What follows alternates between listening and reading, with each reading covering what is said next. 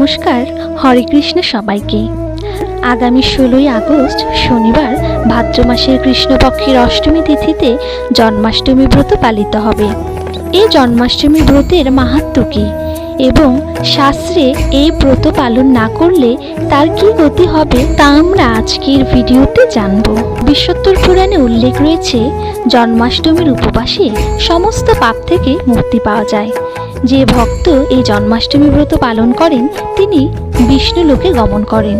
যে ভক্ত জন্মাষ্টমীর দিনে ব্রত পালন করেন তার সমস্ত পাপ নাশ হয়। ভগবানের কৃপায় সে আর পুনর্জন্ম লাভ করেন না। পদ্মপুরাণে উল্লেখ রয়েছে, যে ভক্তি সহকারে জন্মাষ্টমীর ব্রত পালন করে ভগবান বিষ্ণু তার সমস্ত কামনা পূর্ণ করেন।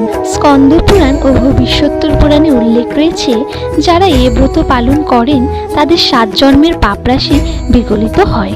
যারা জন্মাষ্টমী ব্রত পালন করে না তাদের অধোগতি প্রাপ্ত হয়। ব্রহ্মানারদ সংবাদে ব্রহ্মাজি নারদ মুনিকে বললেন, জন্মাষ্টমী ব্রত না করলে তাকে সর্বপ্রকার পাপের ফল ভোগ করতে হয়। তার পূর্বপুরুষ ও উত্তর পুরুষকে নরকগতি ভোগ করতে হয়।